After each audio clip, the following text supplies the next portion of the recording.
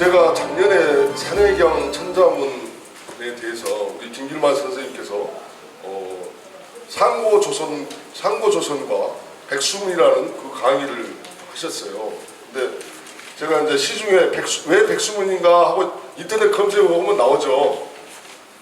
왕이 신하한테, 이 천자문을 지어라는 신하한테 너 내일 아침까지 이거 완성하지 못하면 죽는다 하니까 저녁내 그 천자문을 완성해서 머리가 하얘졌다.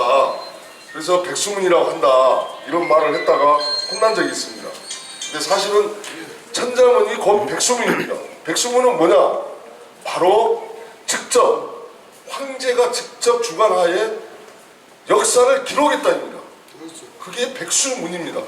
우리는 흔히 한자를 공부하려면 천자문도 떼라 이렇게 나오는데 천자문회가 천지현화.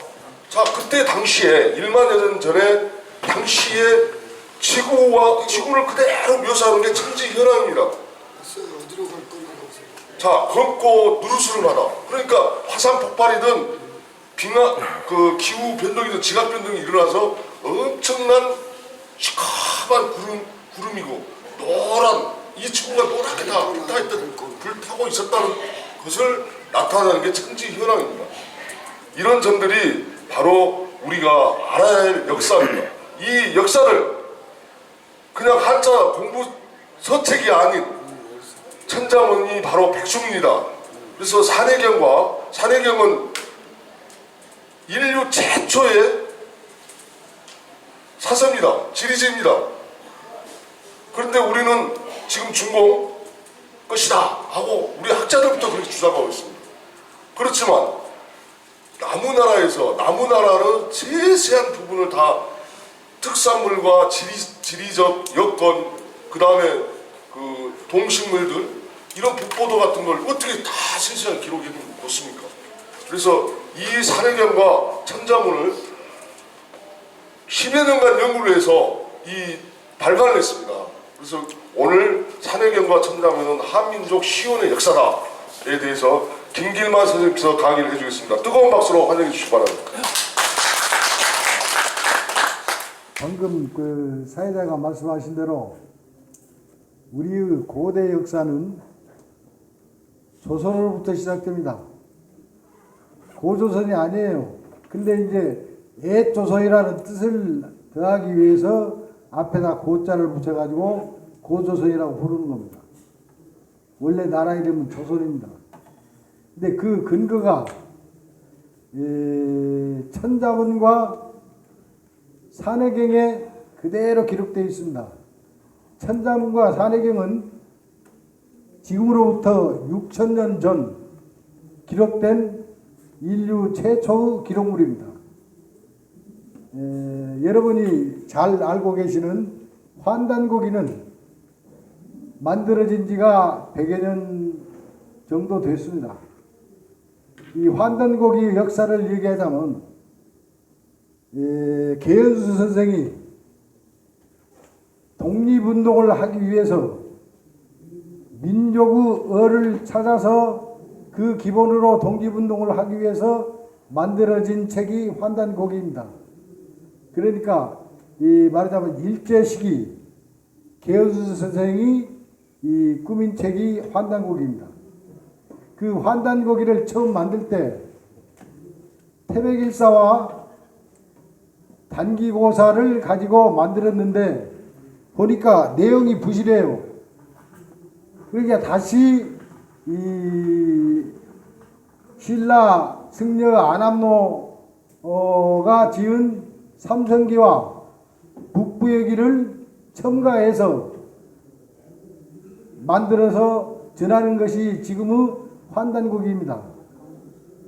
근데 이 천자문과 백수문은 6,000년 전의 기록입니다. 사회자도 아까 말씀하셨는데 천자문을 얘기하려면 천자문의 책 역사를 얘기를 해야 됩니다. 그것이 제가 발견한 것으로 봐서는 사전의 기록을 가지고 얘기를 하고 있습니다. 중문사전에 자세히 설명이 되어 있습니다. 그리고 일어사전, 일본 사전에도 자세히 설명이 되어 있습니다. 이 중문사전에는 천자문의 내력을 기록하고 있고, 일어사전에는 천자문이 일본에 건네진 이 경과와 천자문의 내용을 같이 싣고 있습니다. 근데 우리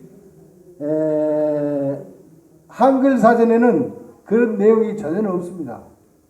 근데 제가 알아본 바로는 삼성출판사에서 만든 한안사전이라고 있어요.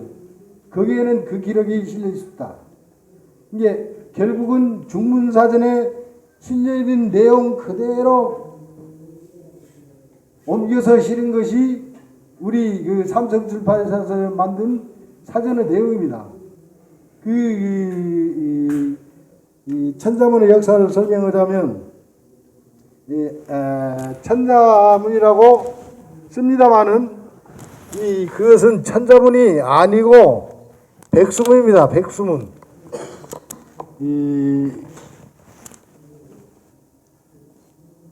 각 글자가 다른 문자로 이 천자문을 지었다고 그러는데, 각 글자가 다른 문자로 천자문이 된 것이 아닙니다. 그 천자문 속에는 아우를병이 중복되어 있습니다. 그래서 제가 보기에는 999문입니다. 천자문이 아닙니다. 그리고 내용으로 봤을 때 백수문이란 말이 맞습니다. 이게 이제 우리 한학자들이 이 백수문을 이 양나라 주흥사가 이 양나라 무제의 명을 받고 하룻밤 사이에 짓느라고 머리와 수염이 하얘졌다, 그런 이 내용으로 전해져 오고 있는데, 그것은 중문사전에 보면 이 조수행이라는 수필가가 이 수필을 썼답니다. 천자문에 대해서. 거기에 그런 내용으로 기록이 되어 있어 가지고 그것이 와전되어 가지고 이 백수문이라는 말을 와전시킨 게 사실 내용입니다. 백수문이란 말을 풀어보면은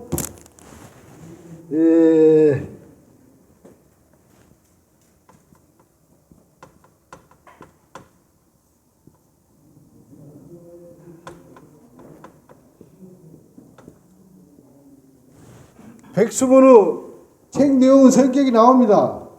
이 흰 백자는 순수순결한 티끌 하나 없는 하얀 다는 뜻을 가진 백자입니다. 그리고 이 숫자는 사람 대가리를 가리키는 숫자가 아닙니다. 옥편을 보시면 천머리수, 우두머리수, 임금님수 이렇게 되어 있습니다. 그러니까 이 천머리가 되는, 으뜸이 되는 것을 뜻합니다. 그 으뜸수라고도 이 옥편에 나와 있습니다. 그러니까 순수순결한 으뜸이 가는 임금님들의 행동과 가르침이 담겨 있는 것이 백수문입니다. 그것이 수필가에 의해서 이 양나라 중사의 머리가 하얘졌다고 해서 백수문이라고 전해졌던 것은 와전입니다. 그런 내용을 하시고, 네, 이제 산해경을 설명드리겠습니다.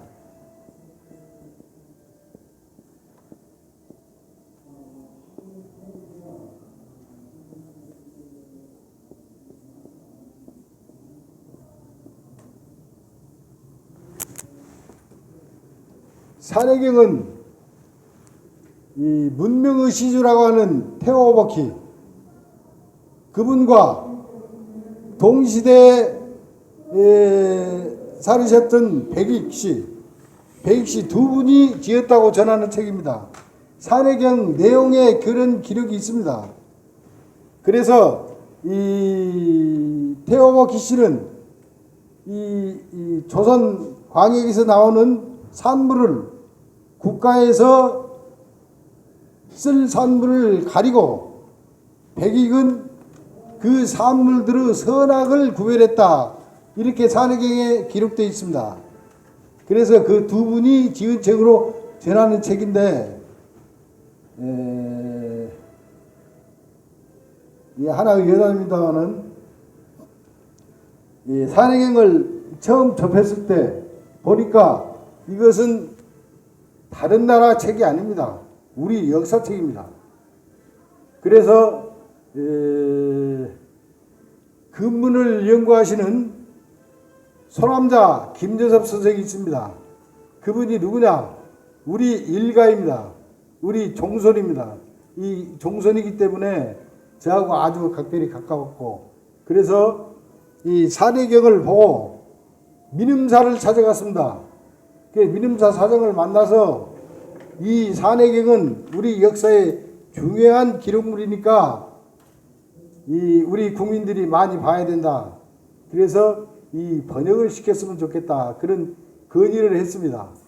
그랬더니 그것이 이 민음사 사장이 서울대학교 정재서 박사를 시켜가지고 우리나라에서는 처음으로 번역이 된 책입니다. 이게 우리는 건의만 했고 나중에 책 나온 것으로 봐서 이 정재서 박사는 서울대학교에서 어느 과목을 담당한 교수냐? 중문학과를 가르치는 교수입니다. 이 정재서 박사가 처음으로 산해경을 국내에 보급시킴으로써 그 다음에 많은 관심 있는 학자들이 번역을 했습니다. 이게 여러 권이 나왔습니다. 산해경 번역서는. 근데 그 사람들이 우리의 역사책이라고 밝힌 책은 제가 보지를 못했습니다. 그래서 제가 다시 직접 번역을 해서 이 책 제목을 상고조선의 역사와 지리라는 책으로 냈습니다. 그 책이 우리 역사책이라는 증거 있는 문장이 어디에서 나오느냐? 태상의 신 망이 처음에 번역을 했다고 나옵니다. 번역을 해서 교정을 했다. 근데 그 망이라는 사람은 제가 이 기록에서 찾을 수가 없어서 설명드릴 수가 없고, 그러니까 왜 번역을 해서 이 책을 다시 만들었느냐 하면은 고대 상형 문자로 되어 있는 이 산해경을 당시에 쓰던 많은 사람이 이해할 수 있는 문자로 번역을 해야 되기 때문에 그렇게 한 것으로 압니다. 그러니까 이 조선이 생겨나면서부터 쭉 지내온 과정을 기록된 게 산해경입니다. 근데 그것을 또 산해경을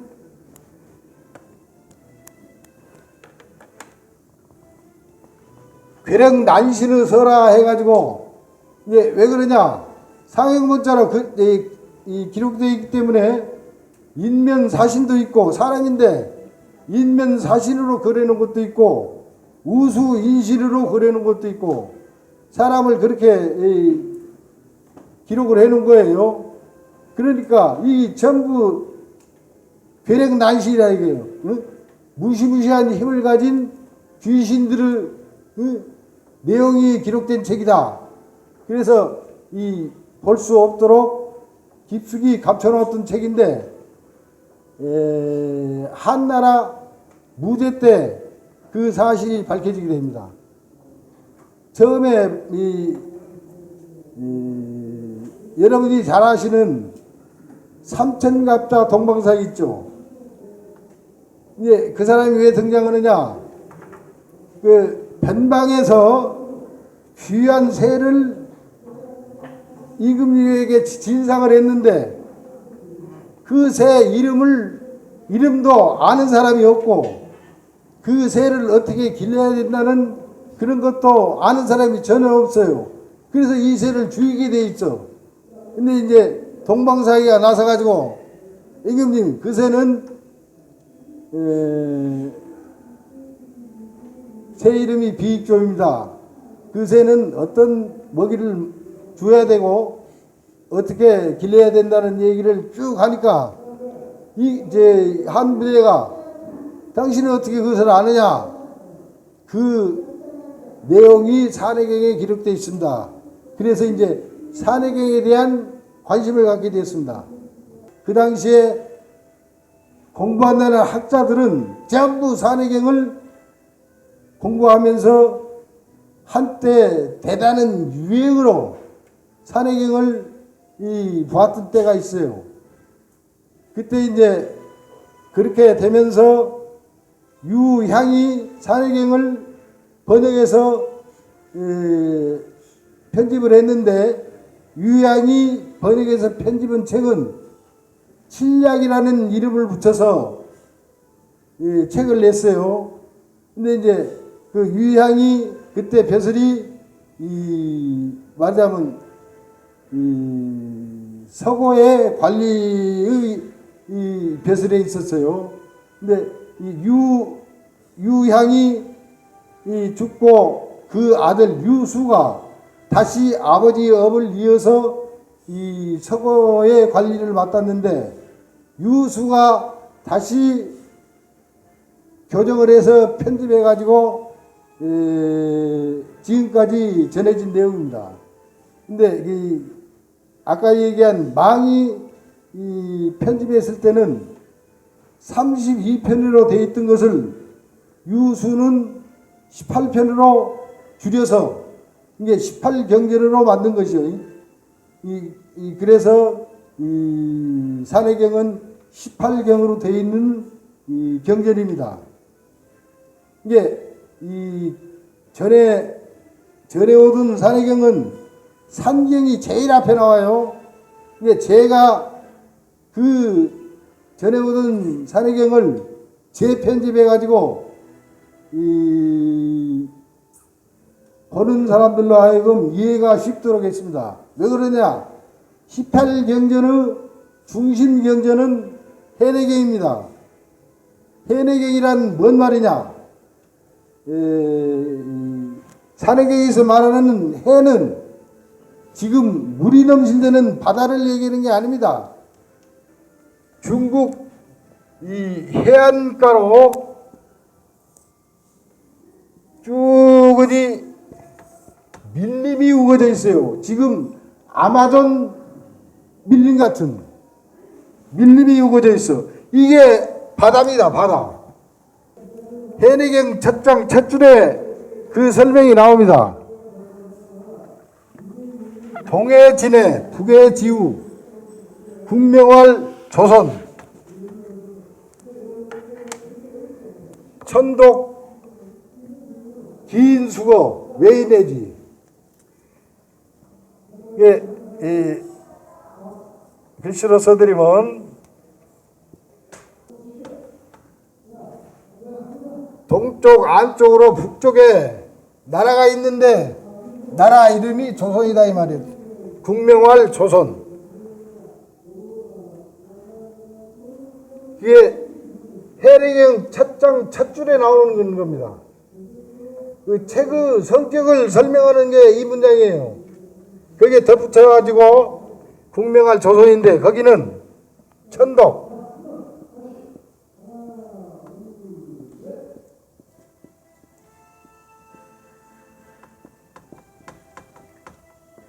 이 천독이라는 것을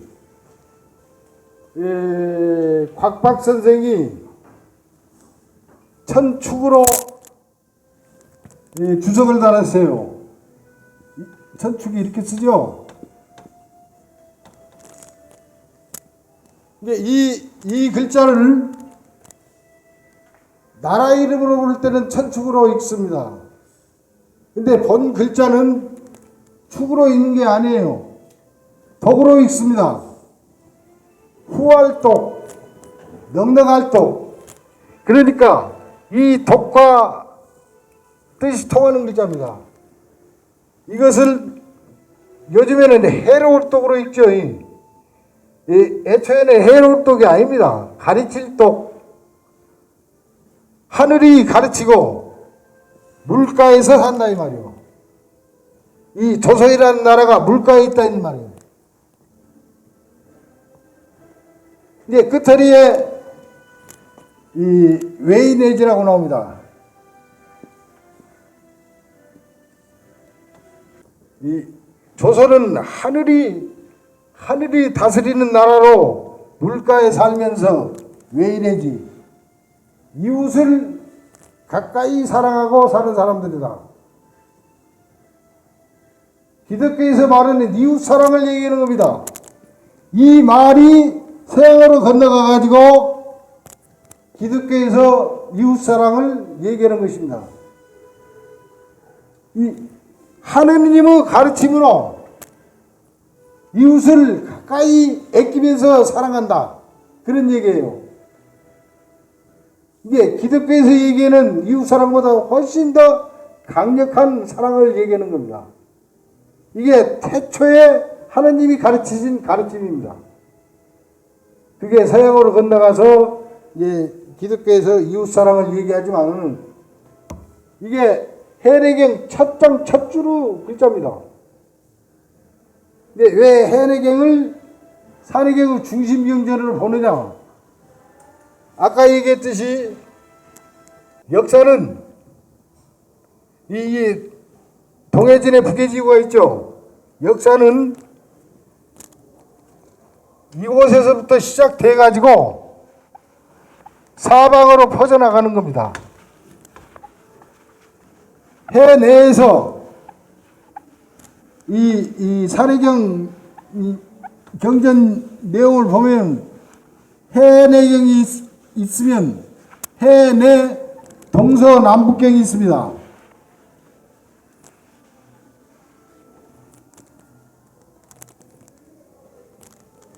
그러니까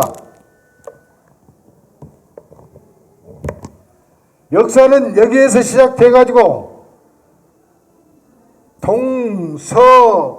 동서남북으로 퍼져나가는 것입니다. 이게 이제 해내 동서남북경이 있고 또 해외 동서남북경이 있습니다. 그 다음에 경전이 뭐냐? 대환경이 있습니다. 대환경. 이게 해내 해외를 벗어나고 더 넓은 곳을 얘기하는 것이죠. 이게 또 대환경이 또 있습니다. 이 얘기는 무슨 얘기냐? 조선에서 나라가 생겨나가지고 문명과 문화가 세계로 퍼져나갔다는 것입니다. 그것이 곧 슈메르, 메소포타미아 문명. 슈메르는 산해경에 나오는 우수인신 그 시족이 지금의 이라크에 건너가서 문명을 전한 것입니다. 그게 슈메르 문명이에요. 슈메르, 송어리입니다. 송어리. 우수.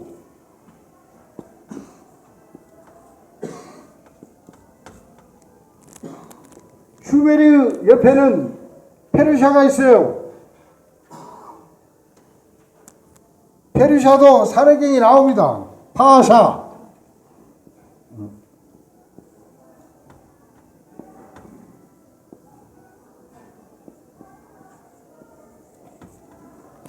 파샤족이 세운 게 슈메르국이 아니 페르시아국이에요. 페르시아. 뭐 페르시아 왕자 노래도 있고 그러잖아요. 그런 역사가 있었던 것으로 이 페르시아가 망할 때 마지막 왕자가 신라에 와서 피시를 합니다. 그것이 이란에 가면 책으로 전해진답니다. 이란의 기록으로 전해지고 있어요. 페르시아가 망할 때 왕자가 신라에 가서 피신했다가 돌아왔다. 그런 기록이 이란에는 전해지고 있다는 얘기죠.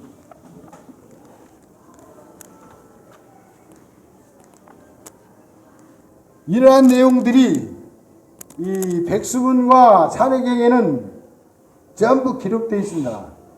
이게 백수문의 천지현황, 그것은 곧 기독교 창세기를 얘기하는 겁니다. 그래서 저는 그렇게 생각합니다. 기독교 창세기는 우리 한민족의 사고사다. 이게 천자문의 그 천지현황부터 이 우주 창조가 이루어진 내용이 쭉 나오고 있는데, 제가 저 기록을 안 가지고 있어서 자세히 설명을 못 드리겠습니다만은, 그 다음에 옛 조선의 왕이 등장합니다. 천지 창조가 이루어진 다음에 그게 용사화대라는 문장입니다. 용사화대 조관인왕이 나옵니다. 근데 화대가 처음 나라를 세웠고, 이어서 조관인왕 송옥김철씨, 공항을 토템으로 하는 임금님이 섰다는 얘기입니다. 용사화재를 제가 해석해 보기로는, 용자는 그냥 설명드리기는 어렵습니다만은, 용이라는 것은 상상의 동물이죠. 근데 사실은 역사상에 있습니다. 용이 무엇이냐? 뉘에입니다. 뉘에. 뉘에가 성장을 하면 미르용이 됩니다. 미르용이 씨를 뽑아서 고치집을 짓고 번데기가 되었다가 나방으로 부활하면, 나방으로 환생을 하면 알을 낳습니다. 그것을 설명을 하자면,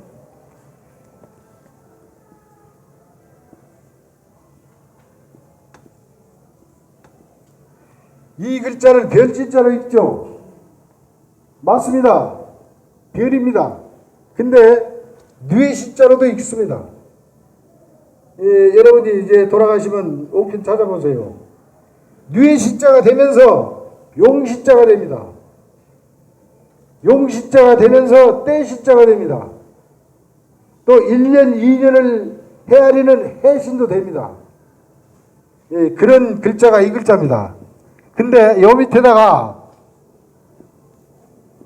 벌레충을 덧붙이면 무엇이 되냐? 이북이 시자가 됩니다. 뉘의 벌레가 이북이라는 얘기예요.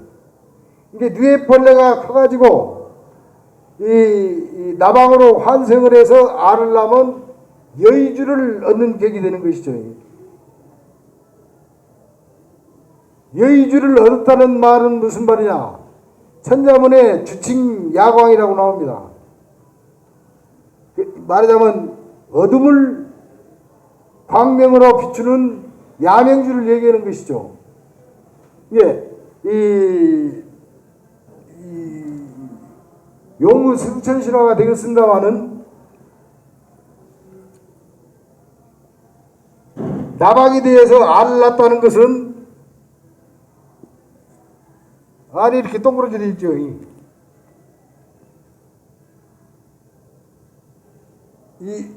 우리 지난 역사에 보면 난생설화가 자꾸 나오죠. 이 난생설화의 시작입니다. 알에서 박익계세가 나왔다. 김수랑이 알에서 태어났다. 그런 얘기들 있죠. 여기에서 근거해서 나온 겁니다. 결국은 이분의 자손이다, 그런 뜻으로 난생설화를 만드는 겁니다. 이분이 누구냐? 옥황상제의 이름 글자입니다. 이름 글자. 이게 처음 글자는 여기에서부터 시작됩니다.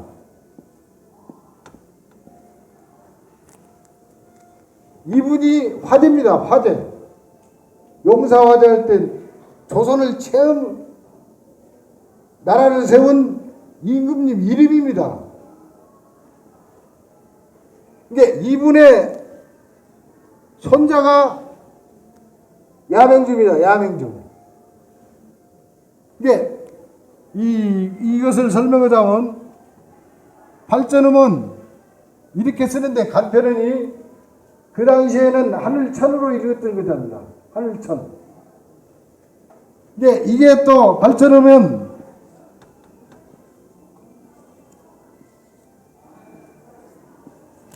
이렇게 씁니다. 근데 이게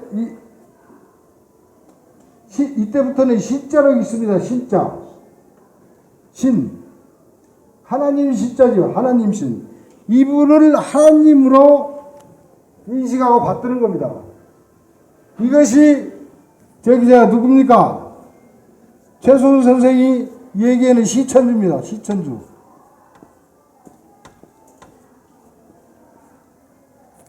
하나님을 두 손으로 받들어 보시잖아요.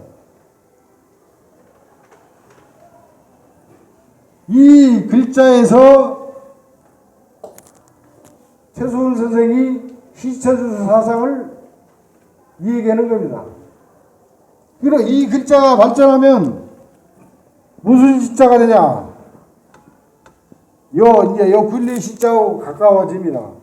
이 글자를 설문회자에서 보면 천지 만물을 끄집어낸 자, 이 사람이 천지 창조를 했다는 얘기예요. 근데 결국은 이 글자가 자꾸 발전해서 이 글자로 되는데 천지 창조를 하신 분이 이분이에요. 설문회자에 나옵니다. 설문회자에서 이 글자를 찾아보세요. 천지 만물을 인출한 자로 되어 있습니다. 이 글자를 공자는 전옥이라고 읽었어요. 전옥. 전옥이라고 하죠. 전옥. 전옥을 사전에서 찾아보면 제일 어리석고 멍청한 사람의 이름이라고 되어 있어요. 전옥이라는 말이. 근데 그 말은 틀린 말이고 여기에다가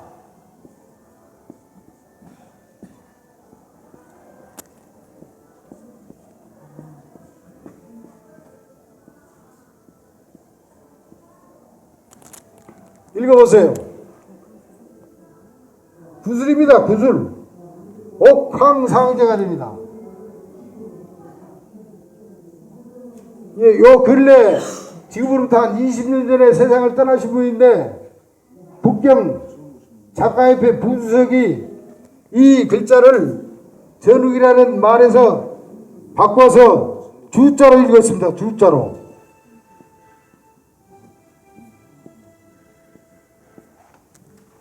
이때부터 이제 구술이라는 뜻이 갖게 되는 것이죠.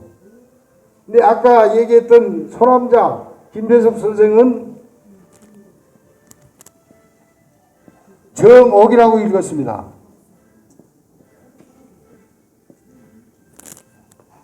네, 주나 옥이나 구술을 얘기하는 거예요. 구술주, 구술옥이니까. 옥편에서 보면은 저 옥자와 이 글자는 한 부수에 속합니다. 같은 문자라는 얘기예요. 같은 문자. 왜 그러냐? 이 옥이라는 사람이 바로 임금님이다. 임금님 이름이 옥이라는 얘기예요. 그래서 이 옥편에서는 같은 부수에 속해 있는 겁니다. 이제 아까 그 나방이 알을 낳으면 하늘로 승천을 합니다. 여의주를 얻었으니까, 야명주를 얻었으니까 이 이무기가 커가지고 나방이 돼서 여의주를 얻었단 말이에요. 근데 여기 여의주를 얻으면 승천한다고 그러죠. 그래서 승천한 곳이 달입니다. 달.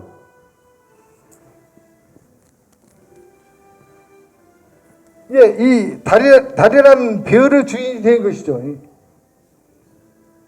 이제 이 옥황상제의 어머니는 누구냐? 월궁항하라고 아시죠? 월궁항합니다. 월궁항. 이 달의 주인이 된 항하라는 여자죠. 그래서 용우 승천신화가 만들어진 겁니다. 그리고 이 삼조고를 얘기하는 아까 소 김천 씨는 새 이름으로 관직명을 삼고 새 임금님이 된 겁니다. 그러니까 새로운 임금님이라는 말도 되고 날라다니는 새를 토템으로 한 임금님이라는 얘기입니다. 저기 강남에 가니까 이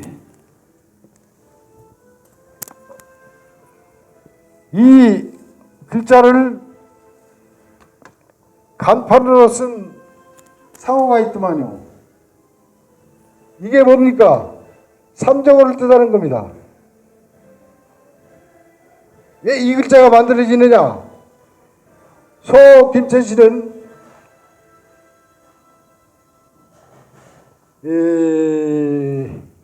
태양궁으로 장가를 들어가요. 이게 조선 시대에는 모계사회였습니다. 모계사회 때는 남자가 여자 집으로 장가를 들어가는 겁니다. 지금은 여자가 남자 집으로 시집을 들어오지만은 그 모계사회는 부계사회와 달라서 정반대로 남자가 여자 집으로 들어갑니다. 소 김천 씨가 이 태양 속으로 들어갔다. 새가 태양 속에 들어간 겁니다.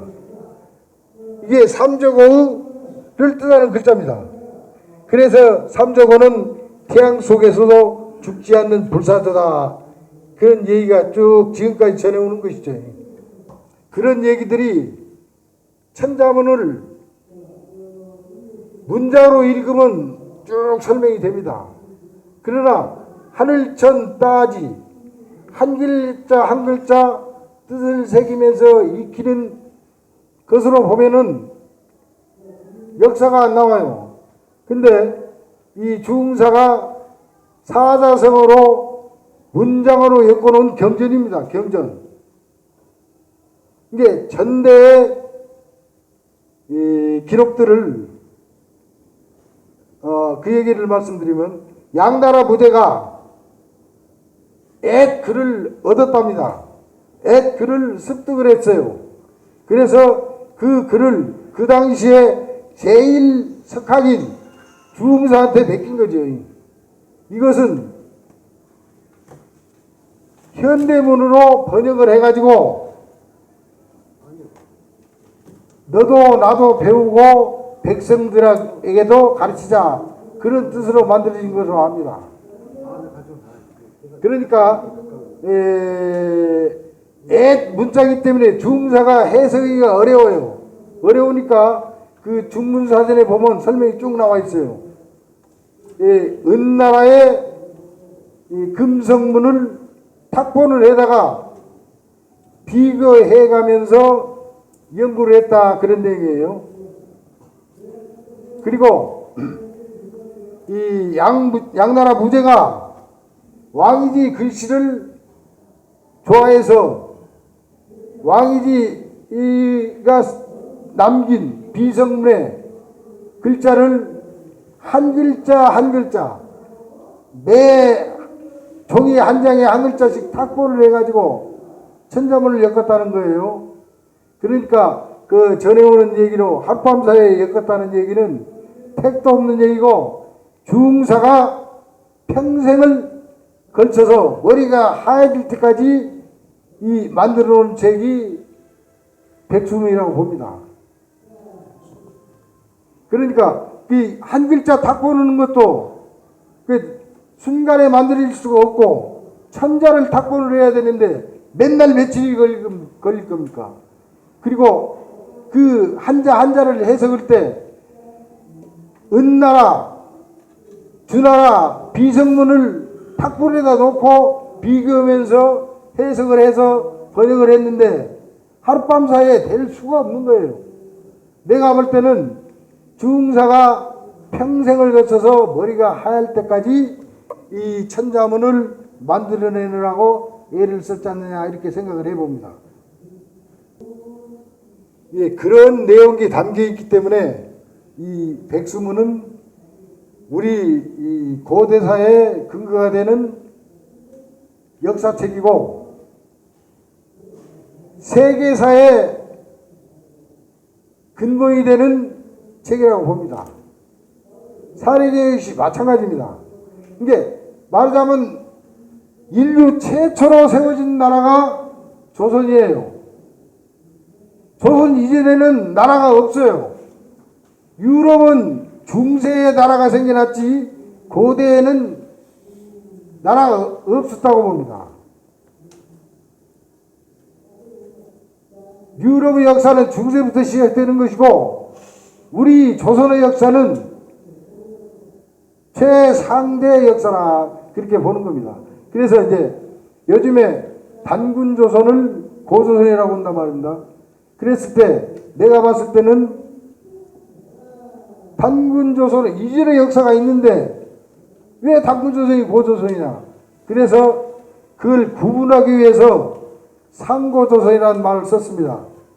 고조선보다도 상대에 있는 역사다. 그런데 단군 조선이라는 것을 제가 살펴봤을 때 단군은 있으되 단군 조선은 없다고 보는 겁니다. 왜 그러느냐? 이 환단국의 기록을 보면은 진한 사만이 있지 않습니까? 진한, 변한, 마한. 진한의 천왕이 단군 왕검으로 추대됐다고 나와 있습니다. 그리고 환단국에서 환국, 환웅 시대, 다음에 단군 시대가 나옵니다.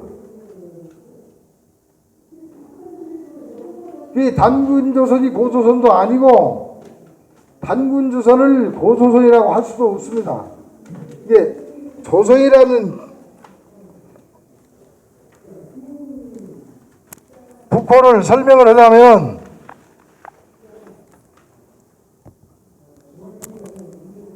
아까 이 글자를 천이라고 그랬죠. 이 글자는 따지자입니다. 따지. 이거는 하늘을 뜻하는 거고 이건 땅을 뜻하는 거예요. 그리고 이건 양을 뜻하는 거고 이건 음을 뜻하는 거예요. 그리고 이건 남자를 뜻하는 거고 여자는 이것은 여자의 인류 최초 이름 글자입니다.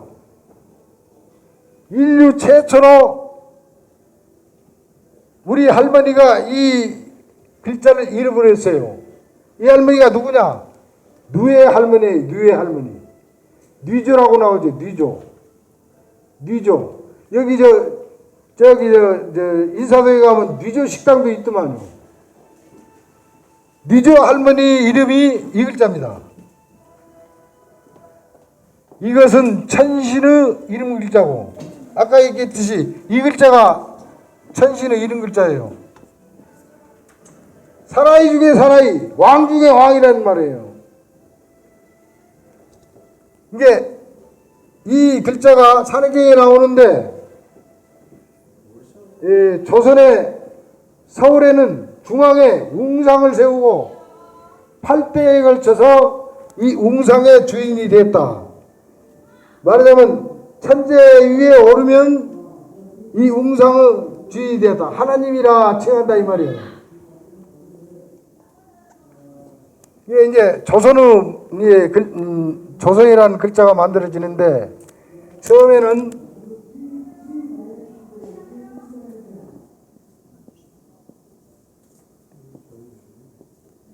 이 글자는 해돋을 간이랍니다.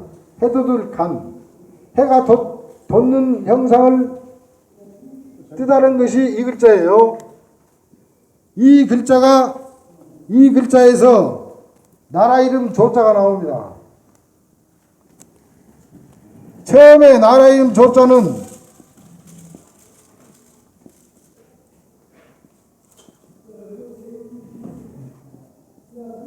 이렇게 써놓고 나라 이름을 했어요.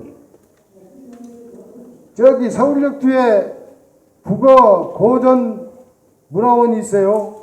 거기에는 이 나라 이름 조자의 고문자라고 해가지고 이걸 써놓더라고요.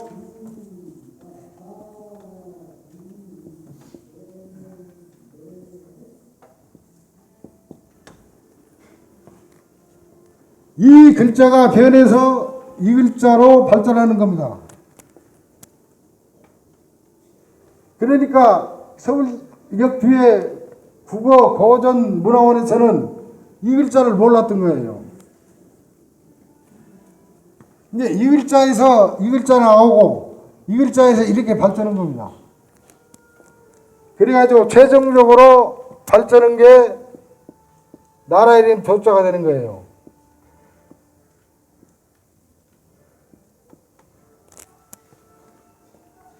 이것도 왜 이렇게 쓰느냐? 이렇게 쓰면은 발월자가 안 됩니다. 고기육자입니다. 고기육. 달을 뜻하는 게 아니에요. 고기를 뜻하는 거예요. 그래서 분명히 달월자는 이렇게 써야 됩니다. 이제 이 글자를 설명을 하고 이제 쭉 설명을 했는데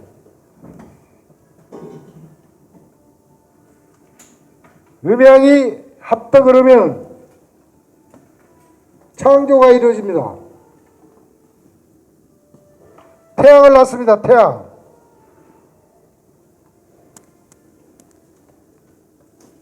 이것을 제가 해석할 땐 삼신으로 보는 겁니다. 천신과 지신과 태양신을 삼신으로 보는 겁니다.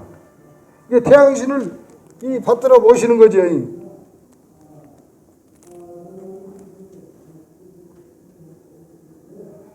근데 왜 이 발월자를 붙였느냐?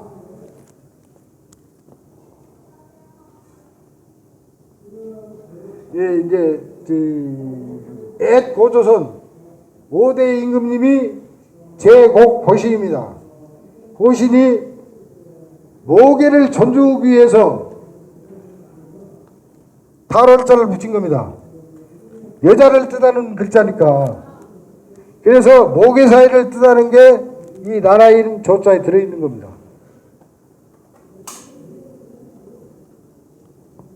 역사는 그렇게 흘러가다가 모계 사이를 부계 사이로 개혁은 임금님이 계십니다. 그래서 모계 사이가 부계 사이로 변화 발전한 겁니다. 이게 부계 사이로 바뀔 때 나라 이름이 바뀝니다. 그걸 경명계제라고 합니다. 나라 이름을 바꿔서 만들었다. 그것이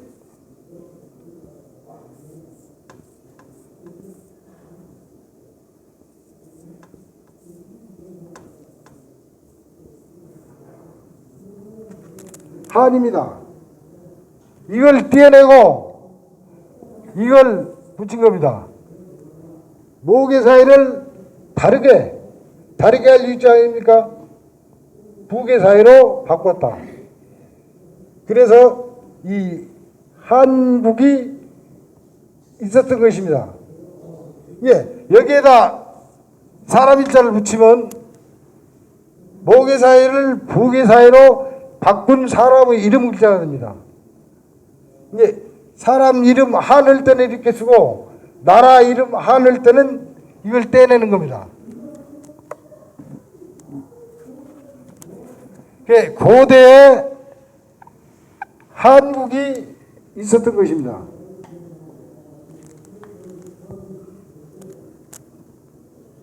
그랬는데 쿠데타가 일어났어요. 예, 그때 말로 하면 종규타인데 종규타라는 뭔 말이냐? 종규라는 할머니의 명을 받고 운임금이 쿠데타를 일으킨 거예요. 그래서 이 고한을 세우신 임금님을 지금 화남성 창호들에서 척살을 해버립니다. 그러니까 왜 창호들에서 척살을 당하느냐?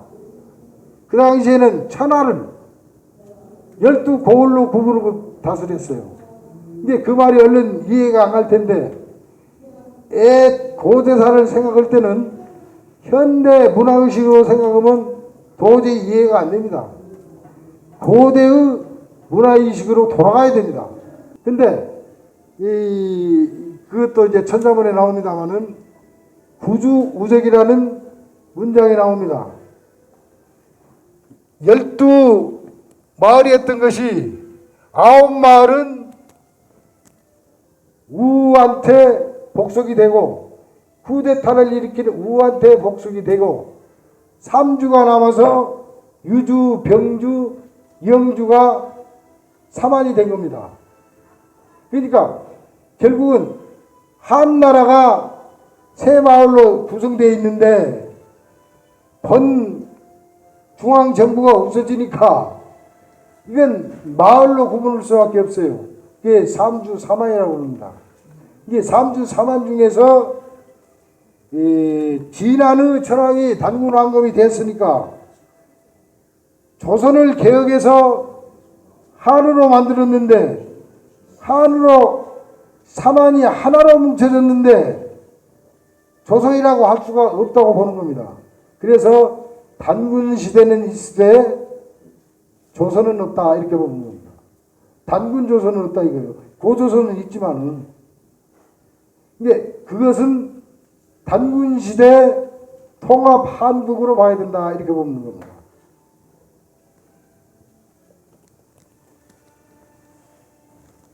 이게 제가 하는 말을 좀 황당스럽게도 들리고 그러겠습니다만은 제가 하는 말은 근거 없는 말은 한마디도 안 씁니다.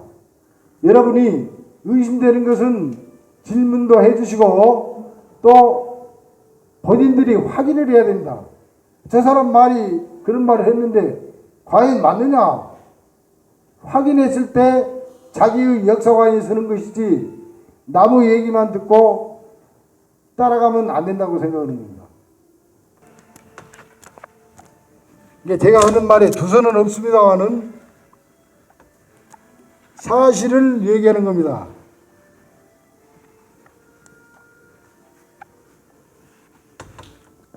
그러니까 우임금이 한나라 임금님을 차고 들에서 척살을 해버렸는데 그때 12마을로 천하를 구분했다고 그랬죠. 그러니까 임금님이 천하가 태평성대로 잘 사는가 순수를 합니다. 쭉 둘러보는데 이 순수 나간 사이에 모계 사이를 그리워하던 수구 세력이 운임금을 내세워가지고 종기라는 할머니가 쿠데타를 일으킨 겁니다. 그래서 종기타라고 합니다. 예, 그것을 근대 말로 바꾸면은 군사 쿠데타가 되는 겁니다. 그렇게 설명을 드리겠습니다. 근데 그때 당시에 이제 임금님은 수술을 나가시고 궁궐에는 이 마누라가 있을 거 아닙니까? 왕비가 두 분이 있는데 아황과 여영이라고 합니다. 아황과 여영. 두 마누라가 이 쿠데타를 계획하고 실천하고 있는데 큰일 났단 말이에요. 그래서 이제 이 임금님을 그 사실을 알리기 위해서 부랴부랴 쫓아가는데 이제 동정호까지 갔을 때 벌써 우임금이 척살을 해버리고 그 군대가 돌아오니까 만사가 끝나버린 거 아닙니까? 이게 두 부인이 동정호에 빠져 죽어버렸어요. 그랬는데 그게 이제 전설입니다만은 오죽이 있죠. 오죽이 이 아황과 여영의 한과 피눈물이 대나무에 아롱져 가지고 오죽이 생겨났다고 하는 전설이 있습니다. 근데 사실 동정호 주변에 가면은 오죽이 많이 있답니다. 그런 보사도 있습니다.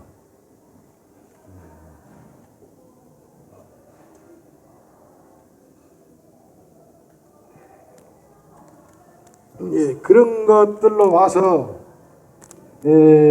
백수문을 잘 읽어보시면 우리 고대사의 상고사를 알 수 있고 사회경을 잘 읽어보시면 우리 고대사를 이해할 수가 있습니다. 이 성경에도 족보가 나오죠. 이스라엘 민족의 족보. 아브라함이 이삭을 낳고 이삭이 야곱을 낳고 그러죠. 산해기에도 족보 내력이 나옵니다. 화재로부터 쭉 자손이 설명이 되고 있어요. 해내경에 설명이 되고 있습니다. 치우천왕과 황제의 싸움 얘기도 산해경에 나옵니다. 그 사실 역사에 치우천왕이 아니죠. 천군사령관.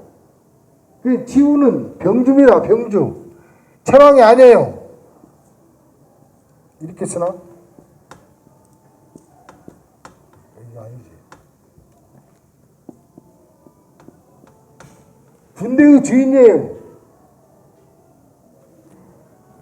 그리고 그 사세에 군신으로 나옵니다. 군신. 천왕이 아니에요. 근데 요 근래 사람들이 치우천왕 하는데 치우천왕이 아니에요. 이 문자는 이 봉선서에 나옵니다. 이 하늘에 제사 지내는 봉선을 할 때 그 신들을 모시는 신들이 있어요. 그 중에 이제 신이 모셔지는데 치우는 병주 군신으로 나옵니다. 군신. 임금님이 아닙니다. 그리고 황제를 임금님으로 생각하는데 황제도 임금님이 아닙니다. 칭하기를 임금님으로 칭했다 그런 얘기예요. 그게 사마천 사기에 나옵니다. 토덕지사왈 황제라 칭했다 이렇게 나옵니다. 토덕이란 말은 무슨 말이냐? 천신의 누이 동생과 천신의 따님에게 장가를 들어갔기 때문에 여자의 덕으로 임금님이라는 이름을 얻었다는 얘기예요. 그러니까 이 치우는 황제는 치우와 싸우다가 끝난 것이지 임금님은 사실이 없어요. 그리고 치우 벼슬이 금정관이에요. 금정관.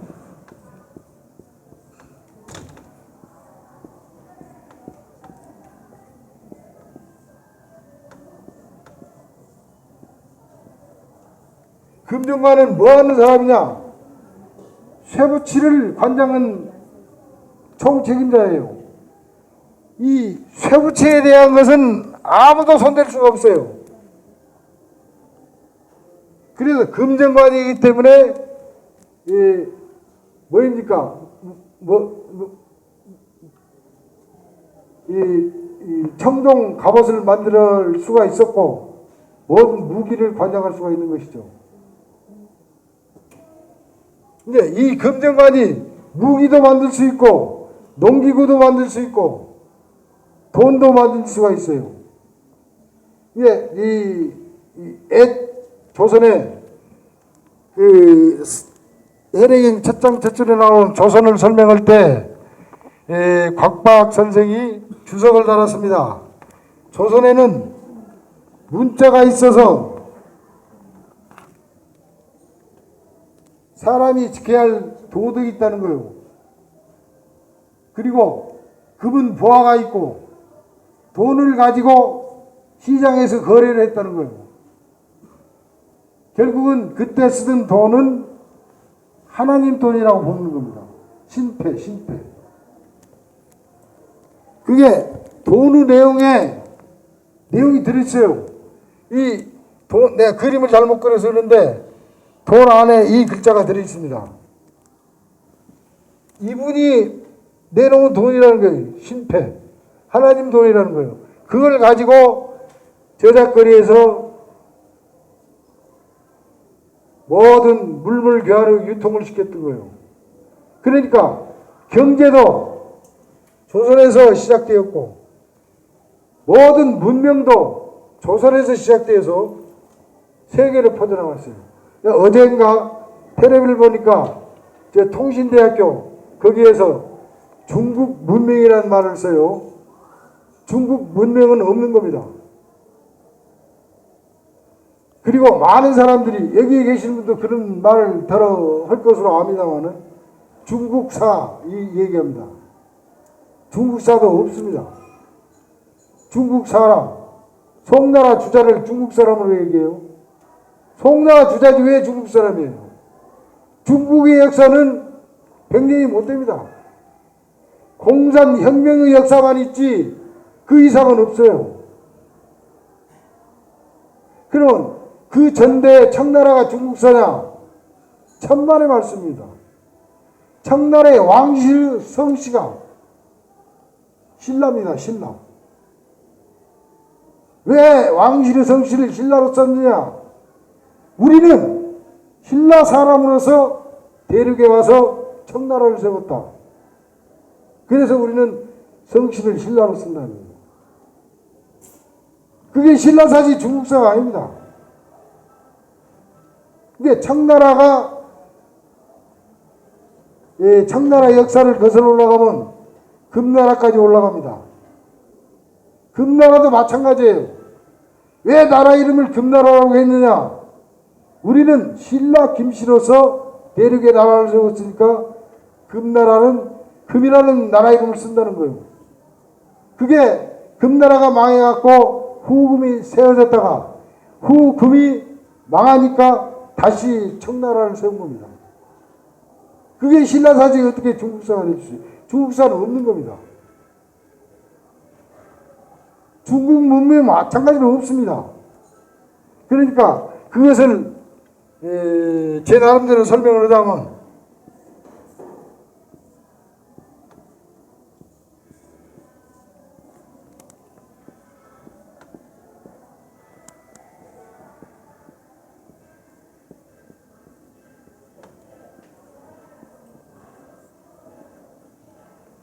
하왕조가 되죠. 물론 이건 하왕들입니다. 그러나 이 글자는 다릅니다.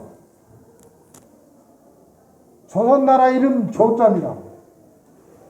하왕들이 이어진 조선이라는 얘기예요. 세계사는 이 조선으로부터 시작돼서 지금까지 저러는 겁니다. 아까 슈메르 문명을 얘기했는데 아메리카 문명도 마찬가지입니다. 그 사람들 보고 저 손경태 박사가 지금 배재대학교인가 어디 계시는데 손성태 그분이 하버드 대학을 다닐 때 연구를 해봤답니다. 인디안 원주민을 찾아가지고 당신들은 어떻게 이곳에 와서 살게 되었느냐 물어보니까 하도 오래된 일이라 어느 경로로 어떻게 왔는지는 알 수는 없으나 조상 대대로 전해오기를 우리는 아스탄에서 왔다. 아스탄이 어디냐? 아흐 땅이 아흐 땅. 아흐 땅.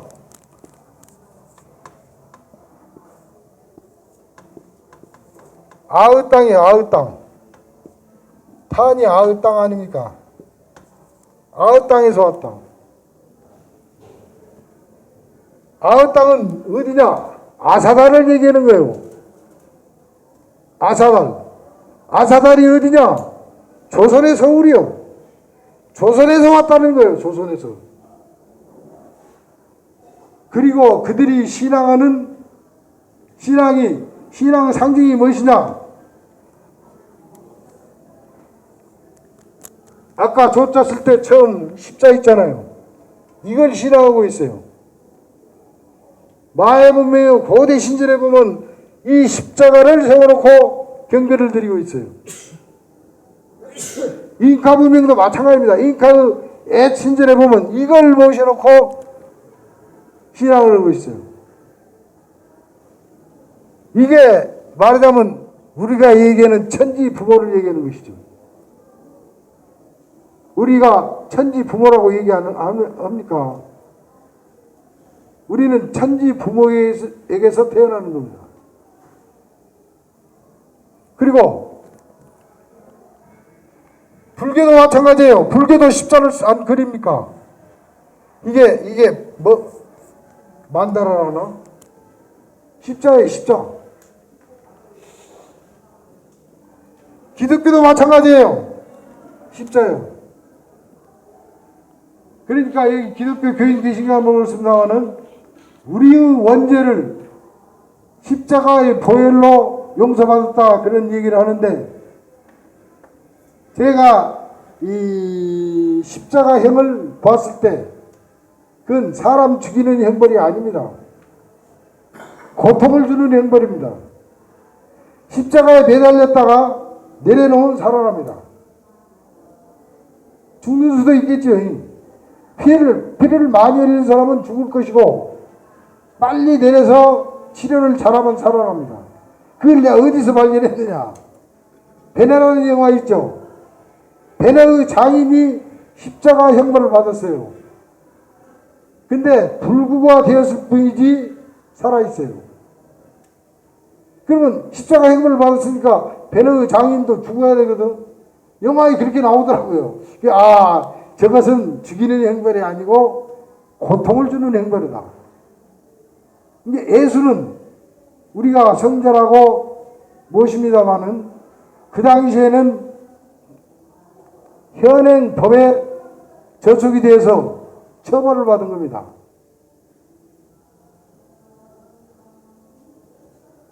그러니까 죽이는 법이 있고 고통을 주는 법이 있는데, 고통을 주는 벌을 받은 거예요.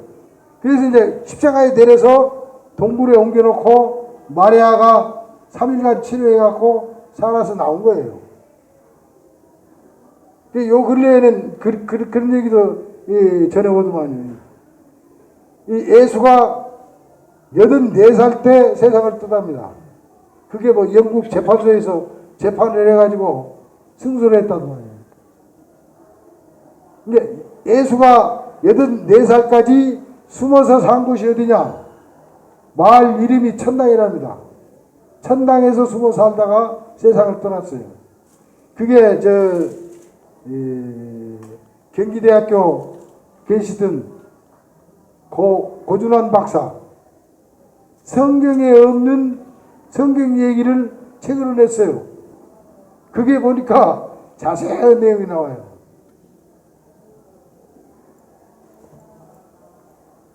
그러니까 기독교도 십자요.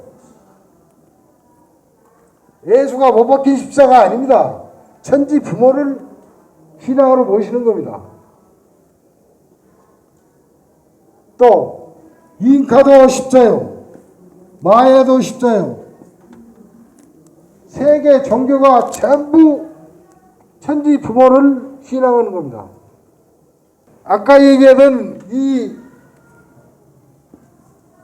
치우전쟁 때 이 할아버지가 호남성에 가서 여생을 보내시는데, 이 할아버지가 여생을 보내신 주변에 천당이라는 마을이 13개가 있어요.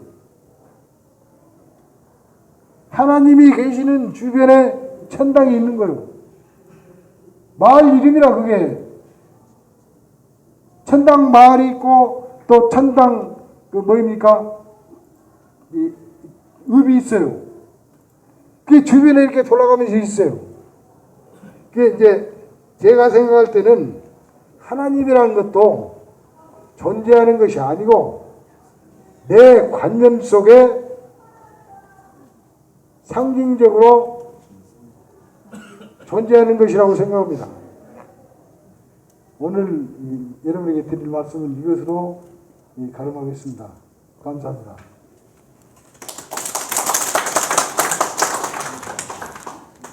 산해경에 보면 네. 신비한 동물들이 많이 나오잖아요. 네. 그럼 어떤 의미인가요? 신비한 동물은 사람을 얘기하는 겁니다. 그러니까 인면사신하면 지칭을 영어로 보는 겁니다. 우수인신하면 족칭을 서로 보는 겁니다. 족칭입니다. 그게 고대 토템입니다. 사람 나타낸 토템들이. 그렇죠. 이게 시칭과 족칭을 그렇게 표현을 해놓은 것입니다. 그게 진짜로 괴력 난신이 아닙니다. 근데 그것을 현대의식으로 보면 괴력 난신으로 보는 거죠.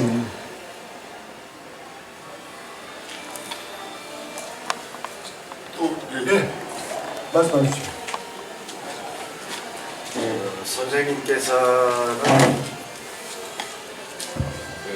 인류, 문화, 국가 이런 것이 모두 우리의 상고 시대에 있었던 조선이라는 나라를 통해서 전 세계적으로 펼쳐 나갔다 이렇게 주장하시는 건가요? 그러죠. 이 문명뿐이 아니라 사람까지도 조선으로 모아졌다가 다시 흩어져 나간 겁니다. 그러면 역사학자들이 많이 주장하는 동이족과 우리 조선족과의 특별한 구별이 있다고 보십니까? 우리를 한민족이라고 하죠.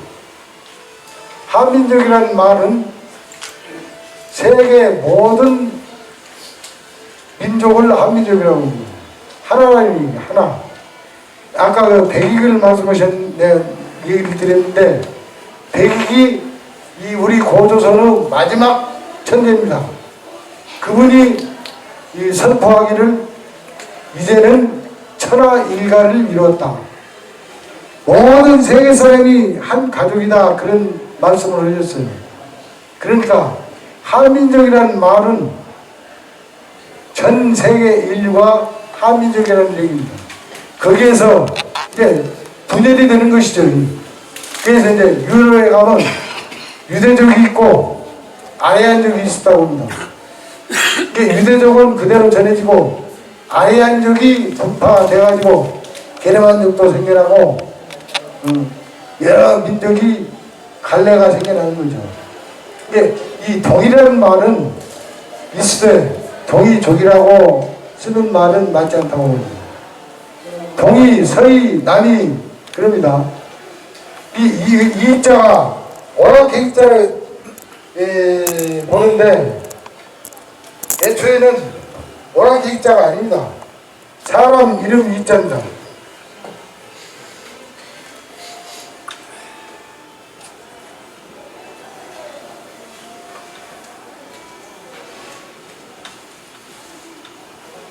부이라는 사람이 있습니다. 이 부이가 누구냐? 태어복희 이름입니다. 태어복희가 오락행입니까? 아니에요. 이 어딘 사람 이자를 썼는데 시대가 바뀌면서 어딘 사람이 오랑캐가 된 겁니다. 그런 예를 하나 또 말씀드리면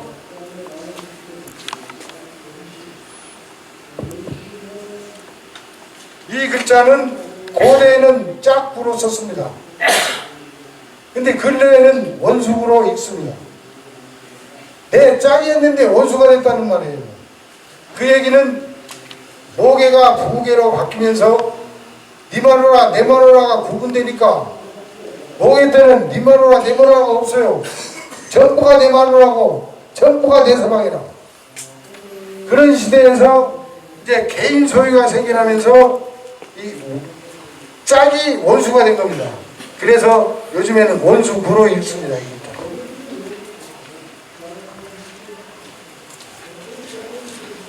답변이 되겠습니까?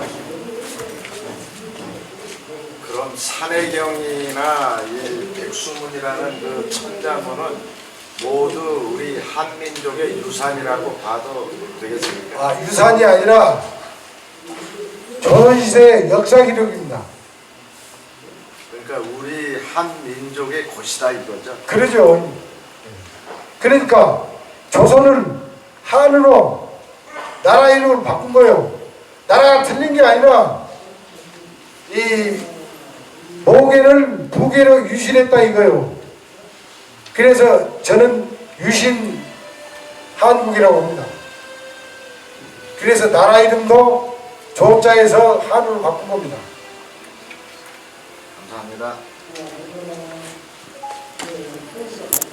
또 저는 질문을 좋아합니다. 이 설명이 충분히 안 되니까 궁금해 하시는 것을 물어보시면 제가 답변을 드리는 것이 제게는 굉장히 편합니다. 또 질문 있으신가요? 없으면 우리 김길만 선생님 특별 강의를 이상으로 마치도록 하겠습니다. 뜨거운 박수로 열광해 주십시오. 제가 강의 중에 우리 김길만 선생님께서 인구 수에 대해서 말씀을 해주셨는데 당군세기 또 조대기에 보면은 당군 고불 임금님이 계셨습니다. 고불 당군이라는 분이 계셨는데 그때 당시에 조선의 강역이나 뭐 호구 조사를 했습니다. 그 기록이 나오는데 이제 우리가 감기에 걸리면 곧불 걸렸다고 합니다. 그게 바로 고불 임금으로부터 나온 기원과 유래가 되겠습니다. 왜 그랬냐 하면은 그때 당시에 공무원들은 지금처럼 어떤 뭐 시험을 본 것이 아니라 인생을 통해서 뽑았습니다.